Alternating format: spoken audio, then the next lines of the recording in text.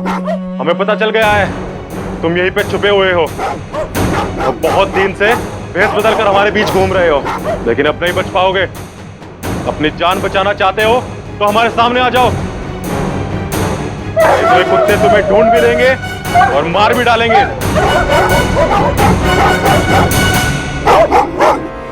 इनको ऐसा लग रहा है अंदर सिर्फ एक आदमी है। अगर मैं अपने आप को इनके हवाले कर देता हूं तो तुम बच के जा सकते हो। नहीं, अगर ऐसा ही करना है तो मैं बाहर जाता हूं। समझने की कोशिश करो। तुम्हें मिंटी और प्रीति को ढूंढना है और मुझे पूरा विश्वास है कि अगर तुम यहाँ से निकल गए तो मुझे भी बचा लोगे। ठीक है? क्या कर रहे हो? समझने की कोशिश कर रहे हैं। मैं यहाँ हूँ मैं।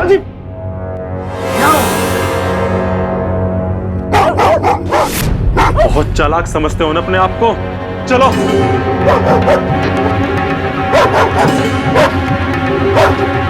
ये लोग यशपाल जी को कहाँ ले जा रहे? मुझे पता लगाना होगा। तुम यहाँ कैसे आए?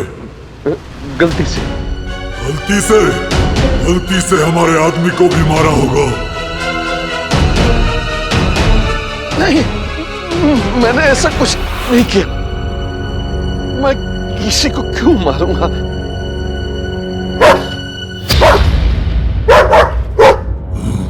मेरे आदमी के कपड़े पहनकर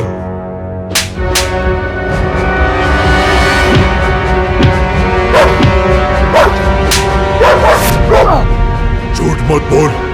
मेरे आदमी को मारकर उसके कपड़े पहनकर घूम रहा है। मैंने ऐसा कुछ नहीं किया। हमें बेवकूफ समझ रखा जो तेरी हर बात पर भरोसा कर लेंगे। नहीं। हाँ? मारो इसे जब तक इसकी जुबान से सच न निकल जाए। और हाँ, इसका कोई और आदमी यहाँ हो सकता है। कुत्तों को खुला छोड़ दो, खुद ही ढूंढ लेंगे।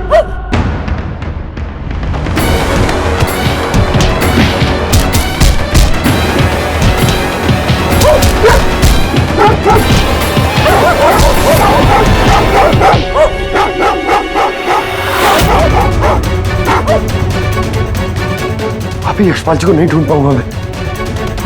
बाद में कर देखता हूं।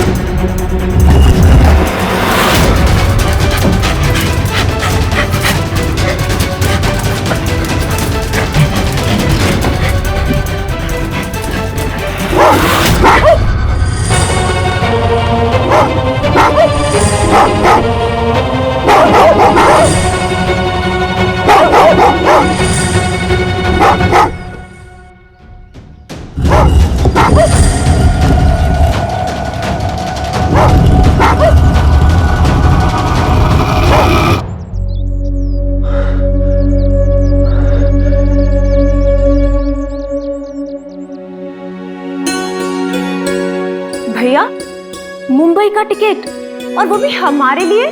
सुभद्रा, लेकिन सैर सपाटे के लिए नहीं है। तुम्हें मुंबई जाकर ये कुछ टेस्ट करवाना है।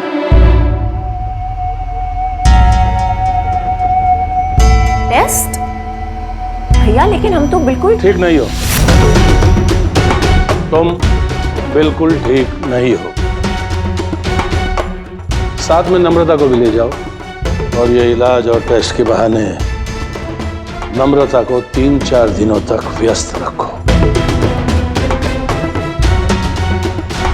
पर भैया, हमें ये सब देखो सुभद्रा, ये डॉक्टर, इलाज, बीमारी, टेस्ट, ये सब एक नाटक है। लेकिन इस नाटक की भनक किसी को भी नहीं लगनी चाहिए। किसी को भी नहीं। समझ गई? जी भैया। अंदर जाओ और जाने की तैयारी करो।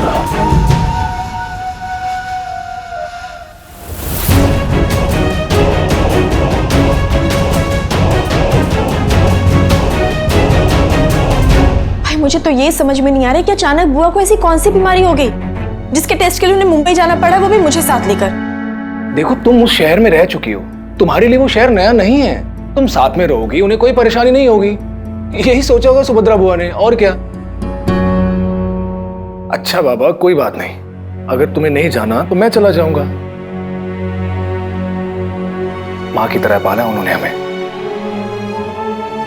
उनके लिए इतना तो कर ही सकता हूं मैं। नहीं, मेरा मतलब है, हाँ मैं जाऊंगी। अरे सुनो ना, तुम प्लीज राहुल से बात करते रहना और ध्यान रखना कि वो किसी मुसीबत में न पड़ जाए। बदले में मुझे क्या मिलेगा? कुछ नहीं। ठीक है, तुम फिक्र मत करो।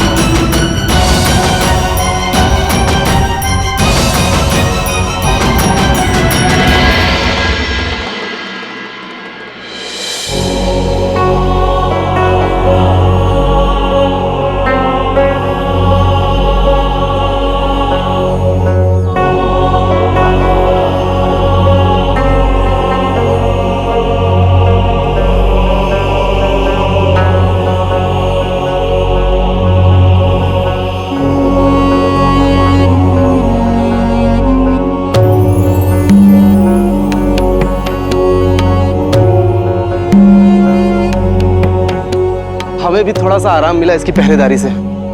चलो चलते हैं। चलो।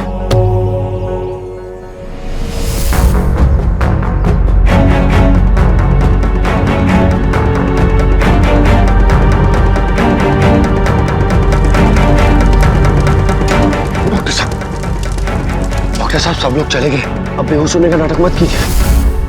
उठिए, उठिए। डॉक्टर साहब, डॉक्टर श्रीवास्तव, लगता है तो सच में बेहोश हो गए।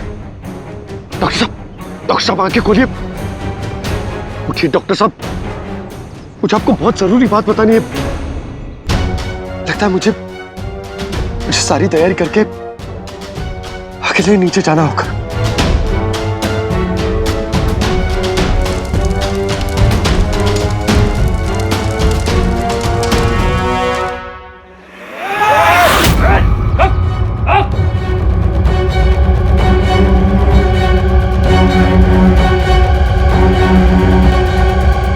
तू अपनी हरकतों से बाज नहीं आएगा ना? पकड़ में आई गया तो ले चल उसको। पकड़, चल चल चल। दासला ठाकुर, आपने मुझे 10 दिन की मोहलत दी थी, फिर आप अचानक अपना फैसला कैसे बदल सकते हैं? दाता ठाकुर से सवाल करने से पहले अपने आप से पूछो राहुल, तुम्हारे गिड़गिड़ाने पर तुम्हें एक मौका दिया गया था जिसे तुमने गंवाया।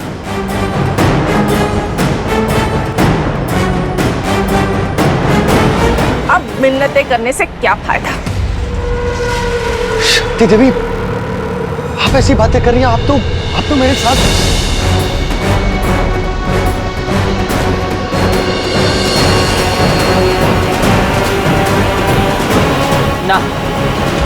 ना राहुल, मैं सिर्फ सच का साथ देती हूं। दाता ठाकुर ने तुम्हें इस गांव से कब का निकाल दिया होता। मैंने कहा इस छोरे को एक और मौका दिया जाए, पर तुमने आज मेरा भरोसा तोड़ दिया राहुल। मैंने आपका कहाँ भरोसा तोड़ा है? मैं तो हमेशा से आपका एहसानमंद हूं और रहूंगा। पर मुझे एक आखिरी मौका दे दीजिए। नहीं राहुल, मैं ऐसे इंसान का कभी साथ नहीं दे सकती जो दूसरों की आस्था और भावनाओं की कदर ना करता हो।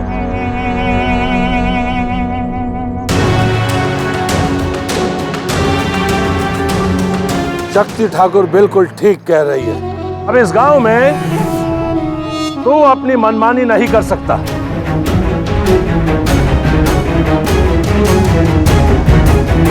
तुम्हें अभी इसी समय ये गांव छोड़कर जाना होगा। नहीं दादा ठाकुर, ऐसा मत कीजिए। मुझे एक दिन की मोहलत दे दीजिए। मैं प्रीति भाभी और मिंटी को ढूंढ लूंगा और उसके बाद हम लोग खुद ये गांव छोड़कर चले जाएंगे। बस एक रात की बात। एक रात तो क्या, एक पल की भी मोहलत नहीं दे सकते तुम्हें अभी इसी समय ये गांव छोड़कर जाना है, मतलब जाना है। नहीं दादा ठाकुर। लखनपाल जी, इस लड़के को उठाकर गांव से बाहर फेंक दो जी, और पूरे गांव में घोषणा करवा दो कि फिर कभी ये गांव में दिखाई भी दिया तो इसे जान से मार दिया जाए।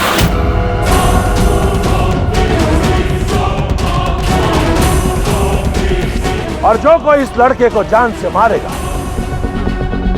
उसे 1 लाख रुपए का इनाम दिया जाएगा। दादा ठाकुर मेरी बात सुनिए। अरे चल दादा ठाकुर ले चलो। दादा ठाकुर एक दिन। ले चलो ले चलो दादा ठाकुर चलो।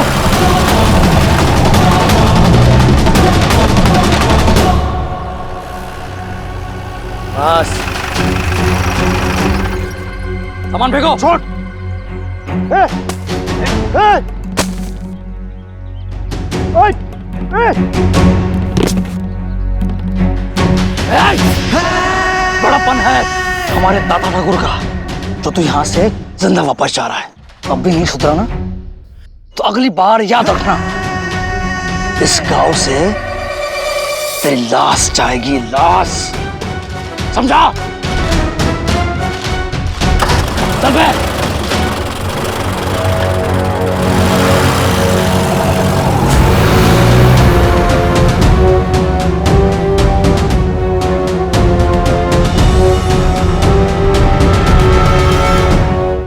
ये चिट्ठी है, जिला परिषद जाकर एमएलए साहब के हाथ में दे देना।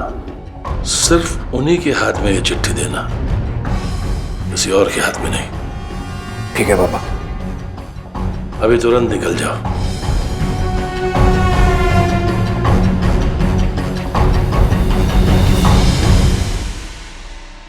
लखनपाल,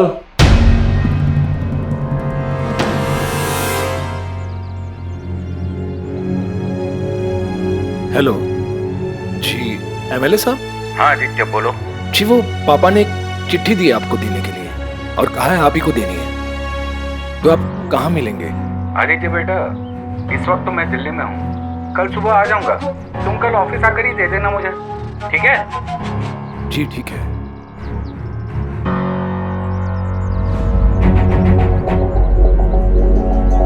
एमएलए साहब तो यहाँ है ही नहीं, फिर मेरे जाने का क्या फायदा?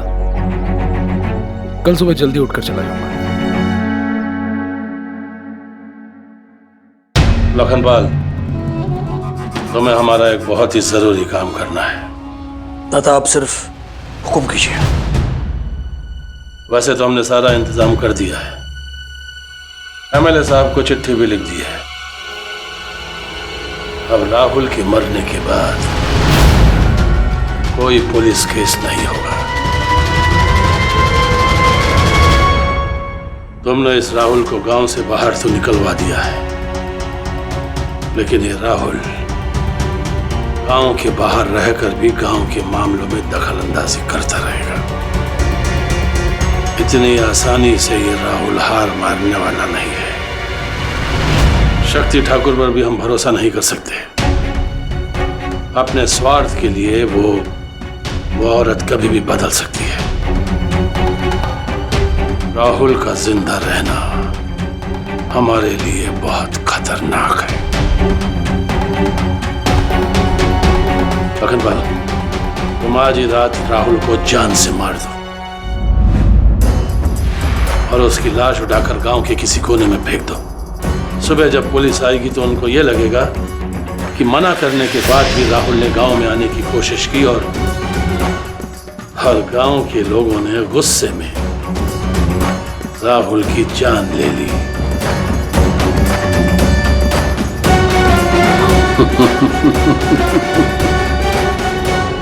समझ गए? दादा अब फिक्र ना करें, काम हो जाएगा।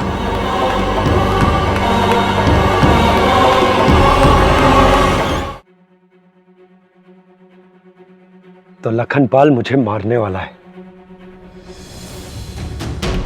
थैंक यू आदित्य, मेरी फिक्र करने के लिए और मुझे सावधान करने के लिए।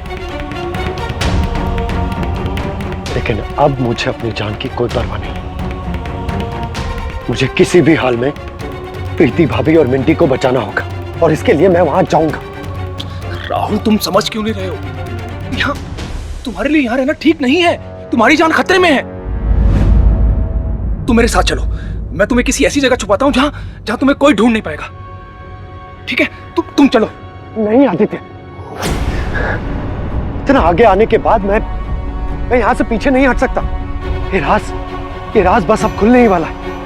सारे सवालों के जवाब अब मिलने ही वाले। जिंदा बचोगे तुम तब ना। तुम मेरी बात समझ क्यों नहीं रहे हो? नहीं है मुझे अपनी जान की परवाह।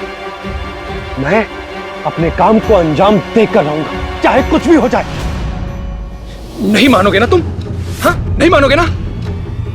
ठीक है, अगर तुम्हारे लिए वहां जाना इतना ही जरूरी है ना, तो मुझे बताओ, मैं जाऊंगा तुम्हारे लिए वहां जो करना है, क्या करना है, मैं करूंगा सब। क्योंकि राहुल, अगर तुम वहां गए ना तो जिंदा नहीं बचोगे। इतना भरोसा है ना अपने दोस्त पर?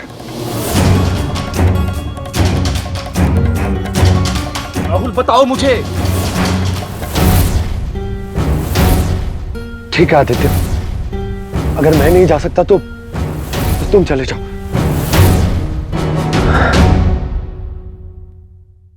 तुम्हें वो काल भैरव का नाटक याद है? उसमें जो शिवगण की पोशाक थी, तुम वो पहनकर जाना, क्योंकि वहां वो सारे लोग ऐसी ही पोशाक में घूमते हैं। समझ गए ना तुम? हाँ, समझ गया। लेकिन तुम वादा करो मुझसे, मेरे वापस लौटने तक तुम किसी सुरक्षित जगह पर रहोगे। हाँ, चलो मेरे साथ, मैं तुम्हें उस सुरंग का रास्ता बताता हूँ। चलो।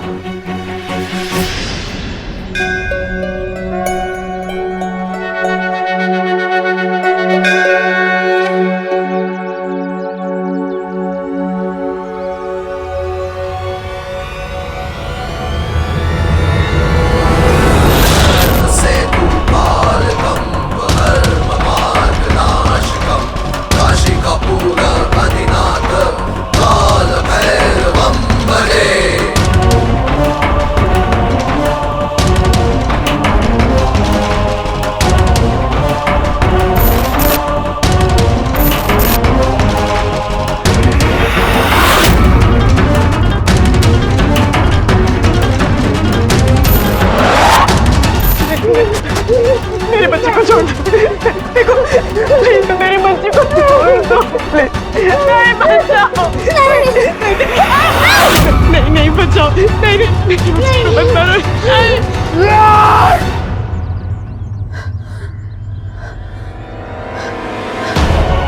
नहीं भगवान, इसका मतलब ये जो कुछ भी हो रहा है, इसके पीछे आदित्य